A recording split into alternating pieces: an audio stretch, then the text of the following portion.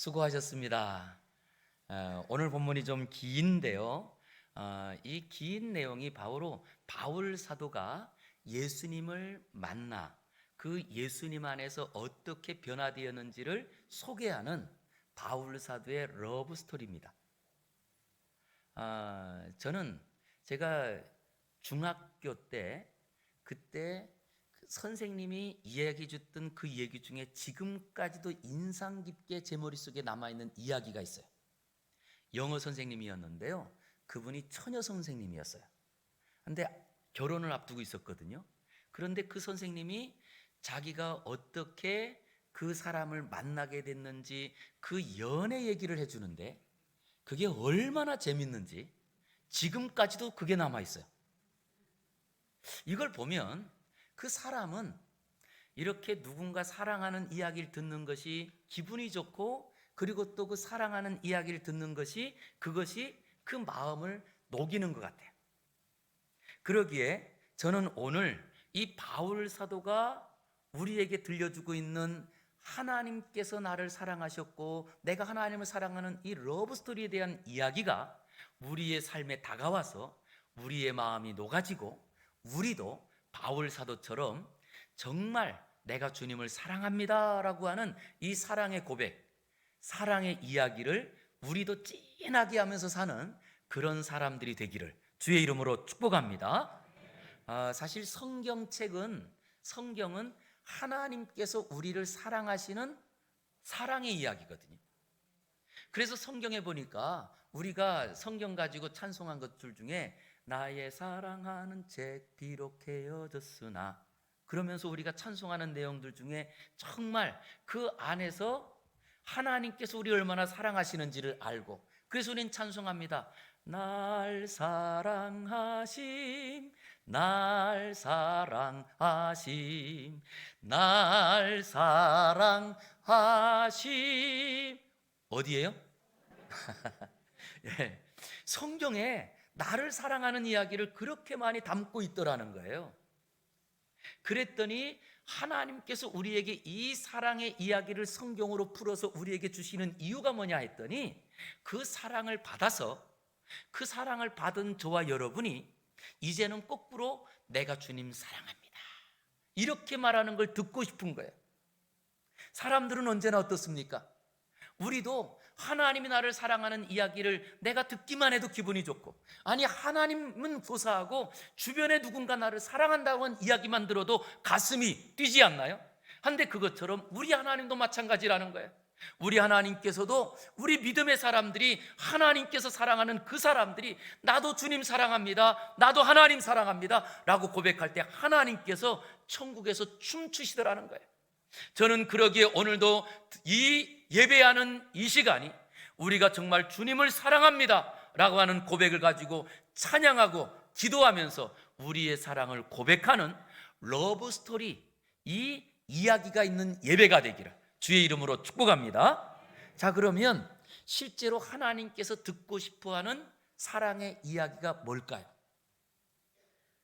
만약에 우리가 하나님께 내가 하나님을 만났을 때나, 그리고 또 그 믿음 안에서 10년을 살고 20년을 살아도 맨날 똑같이 얼굴 볼 때마다 하나님 사랑합니다, 볼 때마다 하나님 사랑합니다, 그냥 똑같은 말만 계속 반복한다면 어떨까요?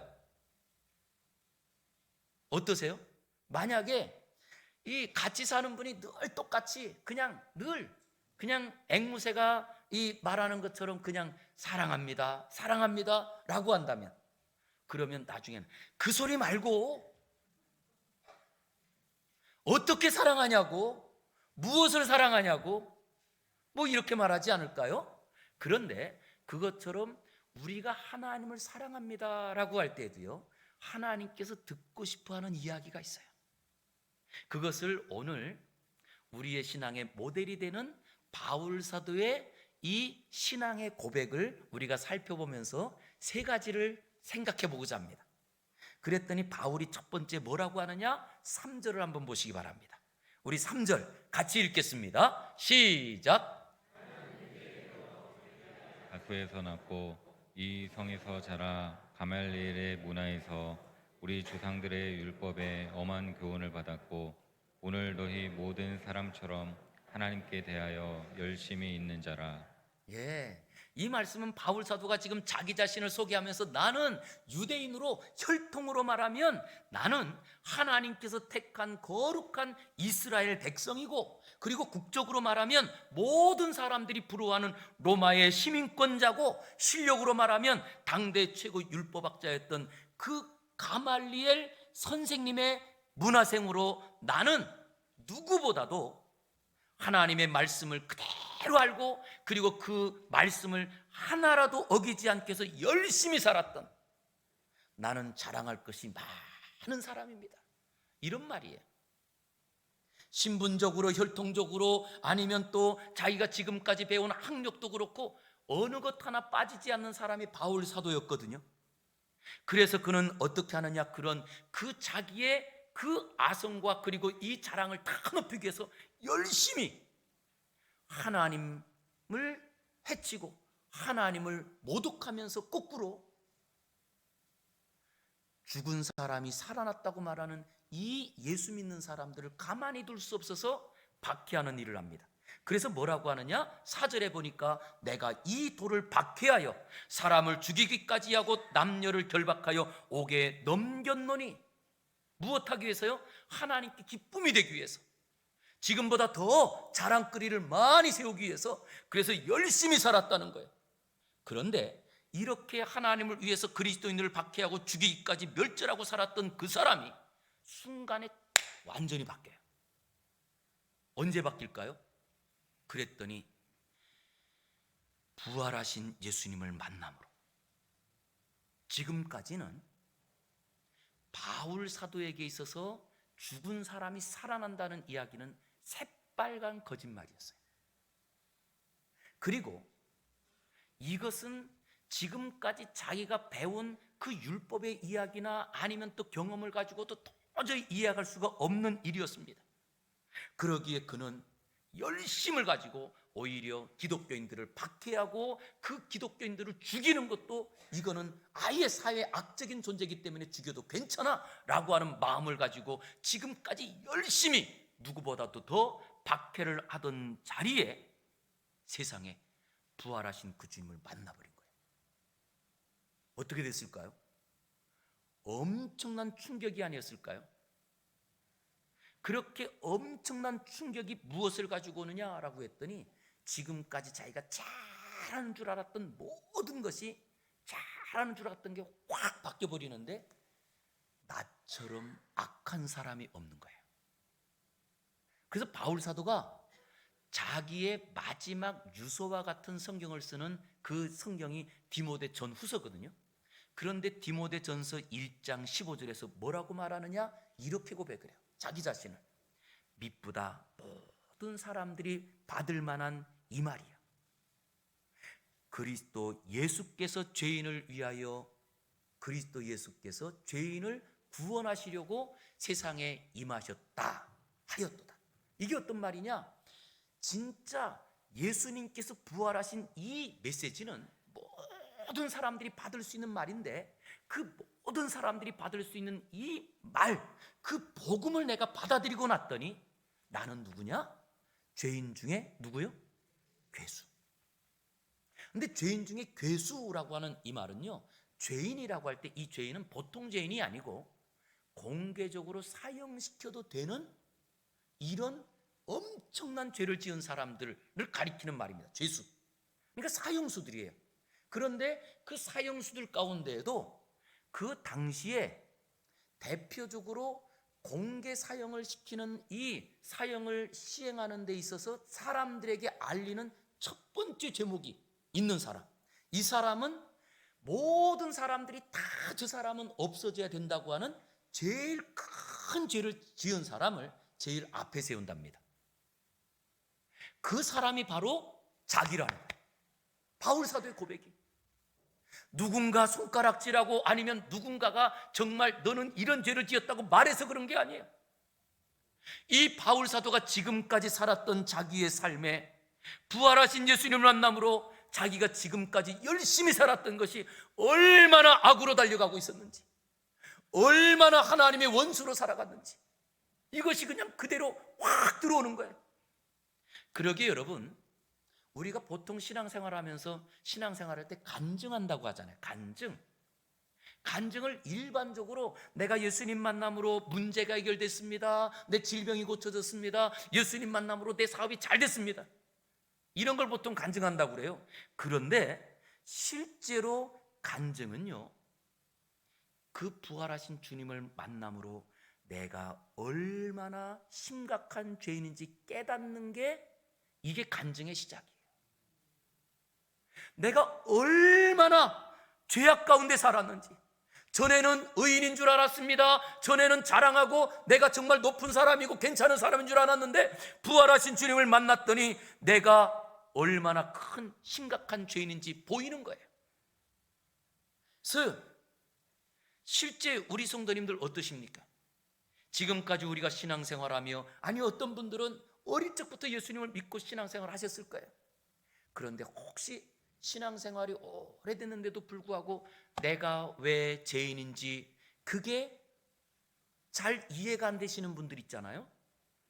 정말 죄송하지만요, 아직 부활하신 주님을 못 만났기 때문에 그래요.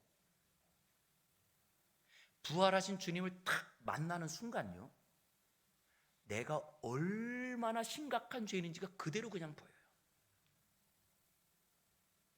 그러기에 바울은 뭐라고 하느냐, 꼬꾸라져서 자기가 했던 말이 무엇입니까? 나는 죄인 중에 괴수입니다.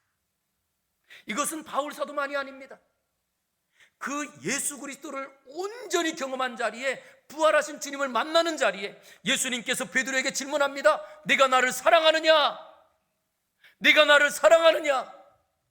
그런데 베드로가요, 결국은 말을 못해요. 왜냐? 그 부활하신 주님을 경험하는 자리에 지금까지 내가 살았던 것이 완전히 뒤바뀌거든요. 많은 사람들은 예수님을 믿고 신앙생활이 깊어질 때 내가 죄인 중에 괴수입니다 그러면 저 사람은 예수님 믿고도 무슨 죄를 그렇게 많이 짓고 살까? 이렇게 착각을 하세요. 그런데 그렇지가 않고요, 예수님이 빛이시고 그리고 어둠이었던 우리가 예수님을 딱 만나는 순간부터 예수님께로 가까이 가면 갈수록 내 안에 몰랐던 어둠의 죄악들이 하나하나 보이기 시작하는 거예요. 그래서 신앙이 깊어질수록 내가 얼마나 죄인인지가 보이는 거예요. 내가 예수님과 더 가까이 가고 친밀할수록 나처럼 죄인이 없는 거예요. 그러나 신앙생활을 오래 했는데 내가 초창기 때는 내가 죄인인 것이 깨달아졌고 내가 정말로 심각한 죄인인 것 같았는데 신앙생활 오래 하고 났더니 죄가 안 보이시나요? 예수님과 멀어지고 있다는 증거입니다. 예수님과 관계없는 삶을 살고 있다는 증거들이에요. 저는 그러기에 다시 한번 우리 사랑하는 성도님들이 정말 주님 앞에서 내가 하루가 지나고 1년이 지날수록 정말 나처럼 죄인이 없고 나처럼 심각한 죄인이 없다고, 오히려 나 때문에 우리 가정이 어렵고 나 때문에 우리 안에 이런 큰 아픔이 있다고 오히려 내 가슴을 치면서 하나님께로 나아가는 러브스토리, 사랑의 이야기들이 넘쳐나는 우리 모든 성도가 되기를 주의 이름으로 축원합니다. 이게 시작이에요. 러브스토리의 시작. 주님과의 사랑이 시작된 사람은요, 그래서 말합니다. 나는 죄인입니다. 나를 떠나세요. 그러면서 우리가 정말 이 죄가 얼마나 이게 심각한 죄인인지 알면요, 마치 여러분 어떠십니까? 우리 앞에 아주 큰 불덩어리가 팍 떨어지면 다른 게 신경 쓰이실까요? 내 앞에 있는 발등에 불을 치우는 것밖에는 아무 생각이 안 날 거예요. 그러기에 신앙생활하면서 우리가 더 신앙생활로 깊어지는 자리에 이 사람 때문에 시험 듣나 이런 환경 때문에 어렵다고 하는 것은요, 심각한 내 문제를 모른다는 거예요. 저는 우리 사랑하는 성도님들이 신앙이 깊어질수록, 아니 올해가 가고 또 내년이 가고 우리가 시간이 지날수록 다른 사람들은 다 괜찮은데 내가 제일 심각한 죄인인 것이 더 크게 보이는, 그리고 그것을 가지고 더 주님 앞에 고백하는 그런 예수님만 사랑하는 분들 되시기를 주의 이름으로 축복합니다. 이게 러브스토리의 시작이거든요. 그런데 그 러브스토리의 시작 가운데 어떤 일이 벌어지느냐라고 했더니 5절에 보면 바울 사도가 이에 대제사장과 모든 장로들이 내 증인이라고 하면서 내가 또 그들에게서 다메섹 형제들에게 가는 공문을 받아가지고 거기 있는 자들도 결박하고 예루살렘으로 끌어다가 형벌받게 하려고 어떻게 했대요? 가더니 지금까지는 어떻게 갔느냐? 자기 생각을 가지고 자기 계획을 가지고 그리고 내가 이 다메섹에 있는 사람들까지도 붙잡아가지고 형벌을 줘야지 라고 하는 생각을 가지고 갔어요. 그런데 갔던 자리에 6절 우리 한번 읽어보겠습니다. 6절 시작. 되게 가까이 갔을 때 오정쯤 되어 호련히 하늘로부터 큰 빛이 나를 둘러 비치매. 이 가더니와 그 다음 절에 바로 뭐라고 하느냐? 가던 중이라고 이렇게 바뀌어요. 러브스토리, 주님을 만나는 사람에게는 반드시 이 과정이 필요합니다. 그러기에 오늘도 이 자리에 올라오기 전까지는 우리가 어쩌면 내 세상적인 생각과 무거운 짐을 이것을 벗기 위해서 아니면 또 내 뜻을 가지고 우리가 올라왔다 할지라도 예배를 드리던 중에 부활하신 주님을 다시 한번 새롭게 만나는 그런 은혜가 우리에게도 일어나기를 원합니다. 그런데 이렇게 이 가던 중 하나님께서 호련히 강한 빛으로 이 바울 사도에게 꽉 비친 거예요. 그러니까 얼마나 깜짝 놀랐겠어요? 이게 뭐야? 라고 할 그때의 7절에 보니까 그때 하늘에서 음성이 들리는 거예요. 사울아 사울아 내가 왜 나를 박해하느냐? 아니 이 음성이 아주 뚜렷하게 들리는데 얼마나 신기해요. 우리 보통 그런 소리 들리면 뭐라고 그랬어요? 이게 뭐야? 이런 거잖아요. 그것처럼 이 바울 사도가 누구세요? 그랬더니 그때 하시는 말씀이 8절에 보니까 나는 내가 박해하는 누구래요? 나사렛 예수라. 이 말은 어떤 말입니까?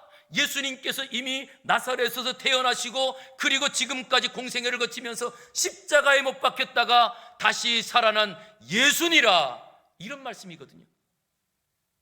지금까지 바울 사도는요,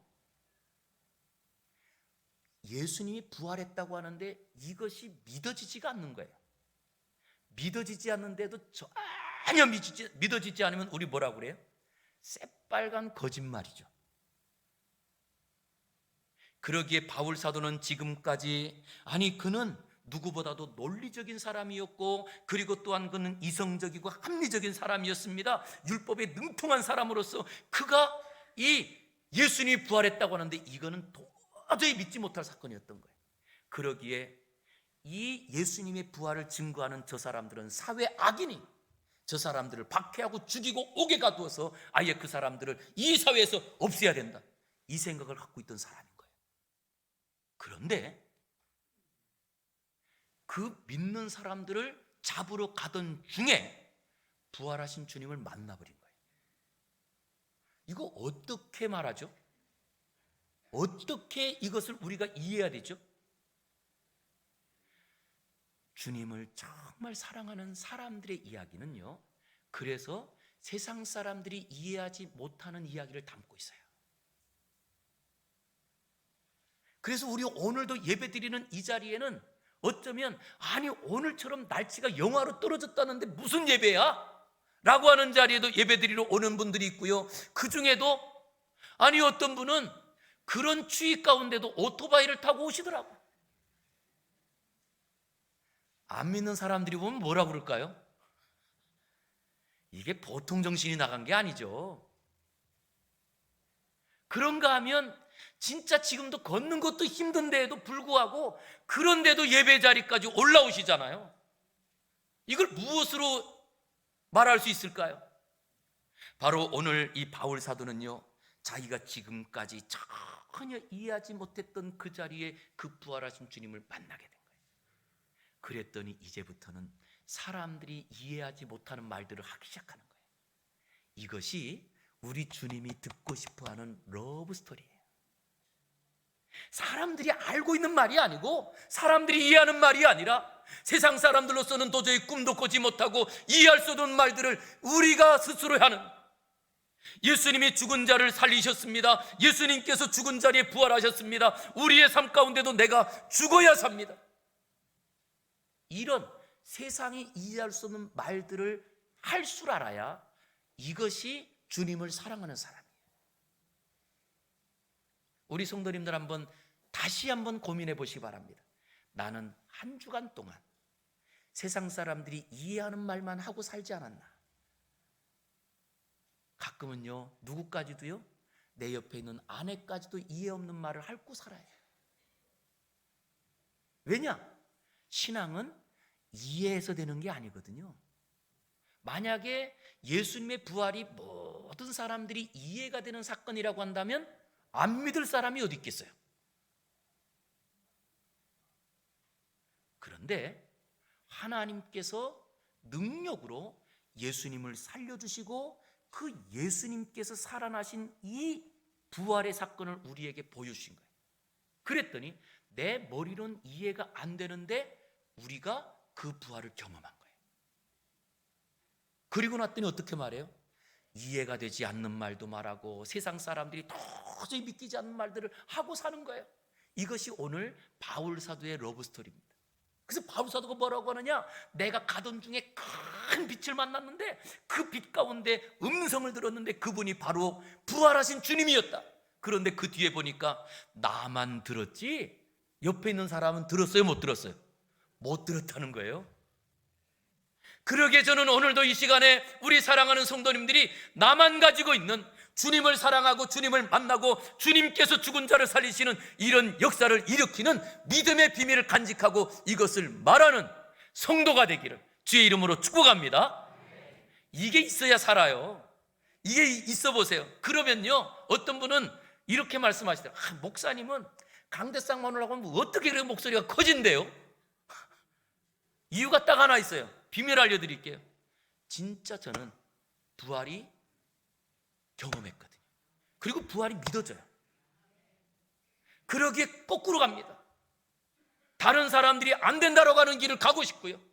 그리고 다른 사람들은 안 되라고 하는 자리에 내가 그 자리에 가고 싶은 거예요. 왜냐? 하나님께서는 예수 그리스도를 통하여 죽은 예수님을 살리신 것처럼 믿는 자에게는 능치 못함이 없느니라 말씀하셨거든요. 그러기에 우리에게 있어서 가장 큰 은혜는 바로 부활하신 주님을 만나는 겁니다. 우리가 어떤 지식적으로 하는 것이 아닙니다. 정말로 살아계시고 온 우주를 창조하시고 주관하신 전능하신 하나님을 우리가 조우하는 것, 즉 이 만나는 이 신비의 만남, 이것이 바로 부활하신 주님을 만나는 사건이요, 부활하신 주님이 믿어지는 사건이에요. 그러게 성경은 말합니다. 이것은 은혜 중에 은혜요, 기적 중에 기적이라는 거예요. 부활을 믿는 저와 여러분은 그러기에 은혜 중에 제일 큰 은혜를 받고 기적 중에 가장 큰 기적을 경험한 사람이 부활하신 예수님을 믿는 사람이라는 것을 기억하시기 바랍니다. 그래서 우리는요, 기적을 경험하고 사는 사람이에요. 무엇이 부럽고 무엇이 우리에게 두려울까요? 그래서 이 부활을 경험한 사람들은 뭐라고 하느냐라고 했더니 그들은 말합니다. 사망아 내가 쏘는 것이 어디 있느냐? 사망아 내가 쏘는 것이 어디 있느냐? 사망이 계속 우리를 공격하고 죽음으로 발아갈 때 사망아 오너라, 그 사망 뒤에 하나님의 부활이 있는 것을 나는 믿노라. 그러기에 오늘도 질병을 넘어서고 우리의 모든 염려, 근심을 넘어서는 은혜가 있기를 주의 이름으로 축복합니다. 이게 우리 주님이 듣고 싶은 메시지예요. 그런데 이렇게 그 부활의 주님을 만난 러브스토리가 있는 사람은요, 어떻게 사는 줄 아세요? 요거 하나만 알려드리고 끝내려고 합니다. 우리 10절 우리 같이 한번 읽어보겠습니다. 10절 시작. 내가 이르되 주님 무엇을 하리이까? 주께서 이르시되 일어나 다메섹으로 들어가라. 내가 해야 할 모든 것을 거기서 누가 이르리라 하시거늘. 아멘. 부활하신 주님을 만난 이 바울이 그 전에는, 그 주님을 만나기 전에는 자기가 계획하고 자기의 뜻대로 살고 자기의 끝을 가지고 살던 자리였어요. 그런데 부활하신 주님을 딱 만나고 첫 번째 하는 말이 뭐예요? 주님, 내가 무엇을 하리이까? 라고 질문을 해요. 여기에는요, 우리 성도님들 안에도 이런 고민과 이런 질문을 가지고 사는 분들이 아마 대다수일 거예요. 왜냐, 우리가 주님을 믿는다면. 그런데 그 질문을 할 때 내 마음은 어떤가요? 그랬더니 내 마음 안에는 내가 이것을 하고 싶고 이렇게 하고 싶고 이런 것들이 있는데 그 마음을 다 감추고 주님, 원하신 게 어떤 거세요? 이렇게 질문을 드려요. 그러면 주님이 어떤 걸 들어주시면 야, 이렇게 하는 게 좋아 라고 말씀하실 때 내 마음에 갖고 있고 품고 있는 것을 주님께서 들어주시면 좋고, 내 생각 가운데 없던 것을 들어주시면 그 다음에 다시 한번 진짜요? 이렇게 말하지 않을까요? 그럴 때 어떤 사람은 마음에 품고 있는 걸 다 갖고 주님, 내가 어떻게 하길 원하십니까? 라고 하는 사람이 있고, 또 한 사람은 내가 갖고 있는 게 아무것도 없습니다. 나는 죽은 존재고 그냥 주님께서 어떻게 하시는지 나는 그냥 그 길을 가겠습니다. 주님, 어떻게 할까요? 어떤 게 주님이 듣고 싶은 메시지일까요? 어떤 게 우리가 주님께 드리는 질문이 되어야 될까요? 그랬더니 2번이에요. 우리는 일반적으로 주님께 질문할 때에도 이미 내 안에 나는 이렇게 하고 싶다, 이런 것이 있다, 이런 걸 다 갖고 그 다음 주님께 주님, 내가 어떻게 하길 원하세요? 라고 할 때 정말 주님이 곤란하지 않을까요? 왜냐? 우리 주님은 우리의 속까지 아시잖아요. 그런데 그 뜻을 알기에 그것을 그대로 이루고 싶지만, 그런데 그렇게 하면 아니, 이것은 이 사람에게는 별로 좋지 않을 것 같아. 그런데 그거 아니야 라고 하면 이 사람의 마음이 상할까? 그것이 우리의 주님의 어떤 갈등이 아닐까요? 그럴 때 주님이 듣고 싶은 사랑의 이야기는 무엇이냐? 바로 오늘 바울처럼, 이 바울은요, 자기가 지금 갖고 있는 모든 계획을 가지고 그 다메섹에 있는 기독교인들을 박해하러 가던 자리에서 부활하신 주님을 딱 만났는데, 그리고 났더니 내가 했던 게 얼마나 큰 잘못인지 아는 자리에 자기의 마음의 소원이 있을까요, 없을까요? 없어진 거예요. 제로인 거예요. 아무것도 없는 거예요. 그리고 뭐라고 하느냐? 정말 이제는 주님, 내가 어떻게 할까요? 주님, 그냥 가라는 대로 내가 더 힘든 자리로 가라면 가겠습니다. 아니, 내가 지금까지 걸어가지 한 번도 안 걸어간 분이지만 가라면 그냥 가겠습니다. 이것을 그냥 갈 수 있는 이유는 딱 하나입니다. 내 안에 갖고 있는 게 없어야 돼요. 우리 주님이 듣고 싶은 사랑의 고백이에요. 오늘도 이 시간 예배 자리에 올라와서 우리가 기도하며 하나님, 이제는 가라고 하시는 자리에 가겠습니다 라고 할 때 우리의 고백 중에 가장 중요한 것은 내 마음을 다 비우는 거예요. 오직 주님만이 내 주인이시고, 그리고 주님만이 내 왕이십니다. 그러기에 그냥 가라고 하면 갈 것이고 멈추라고 하면 멈출 것입니다. 이것이 주님께서 우리에게 듣고 싶은 사랑의 고백이더라는 거예요. 이제 우리 사랑하는 성도님들, 그런 이 세 가지의 고백을 가지고 우리가 다시 한번 진짜 내가 이 연말에 드릴 사랑의 고백, 러브스토리, 오늘 설교에 대한 바울사도의 고백을 세 가지로 한번 정리해 보았는데요, 세 가지를 한번 우리 하나씩 한번 보도록 하겠습니다. 1번 한번 크게 읽겠습니다. 시작. 내가 죄인 중에 가장 심각한 죄인입니다. 맞나요? 어디에서 제일 심각한 죄인이세요? 어디에서? 교회 안에서. 우리 교회 안에서 죄인들이 모여 있는 자리에 제일 심각한 죄인이 누구라고요? 누구라고요? 예. 그랬더니 장 목사님. 예. 그러기에 우리가 이 자리에 모인 이유는 죄인이기 때문에 모였습니다. 그런데 죄인으로 모인 자리에 내가 제일 심각한 죄인인 거예요.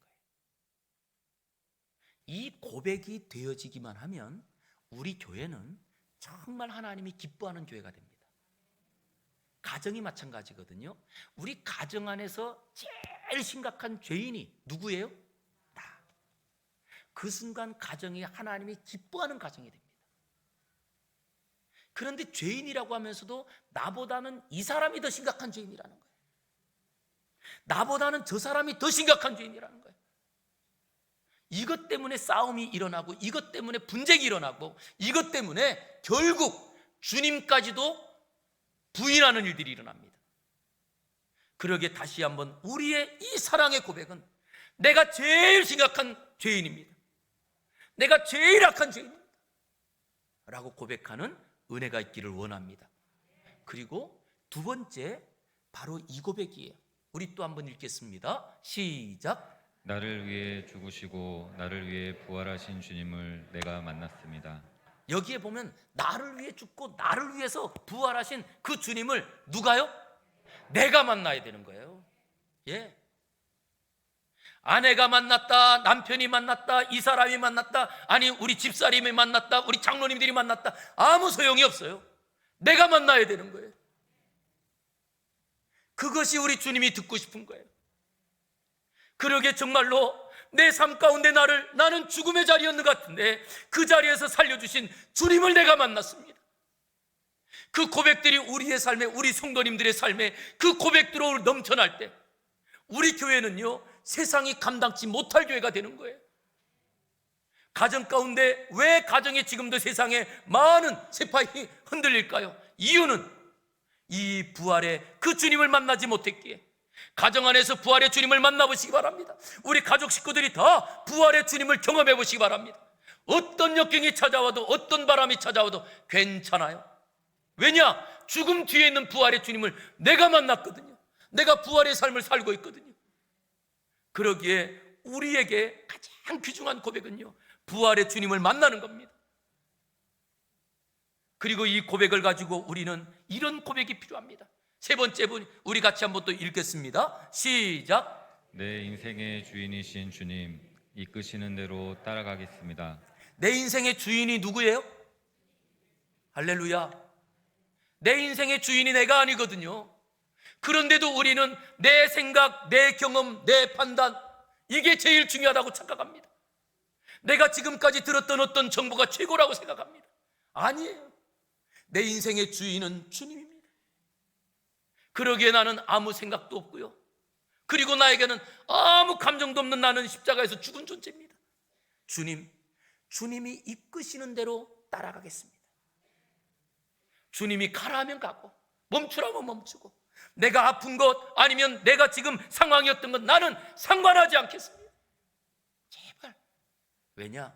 상황은요, 이기라고 주신 것이지 넘어지라고 주신 게 아니거든요.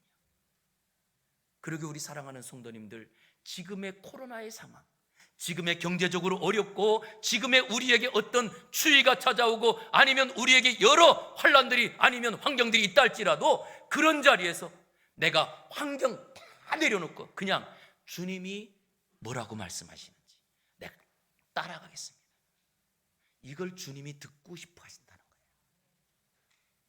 그리고 우리가 이 사랑의 고백을 할 때 우리 주님께서는요, 그를 일으켜 죽음의 자리에서 생명으로, 그를 일으켜 절망에서 희망으로 하나님께서 그의 모든 삶들을 바꾸어 주십니다. 저는 이 러브스토리를 통하여서 바꾸시고 살리시는 하나님을 우리 성도님들 모두 한 분 한 분이 다 경험해서 날마다 신바람 나게 찬송하면서 살기를 주의 이름으로 축복합니다. 기도하겠습니다. 거룩하신 아버지 하나님, 주님께서 가장 기뻐하시며 듣길 원하시는 그 사랑 고백에 내가 주인 되게 하여 주시옵소서. 그래서 아버지여, 날마다 내가 드리는 고백으로 주님이 기뻐하며 주님께서 교회를 세우시고 가정을 세우시고 이 나라를 세워주시어서 오직 하나님의 뜻만 이루어지게 하여 주시옵소서. 예수님 이름으로 기도 올리옵나이다. 아멘.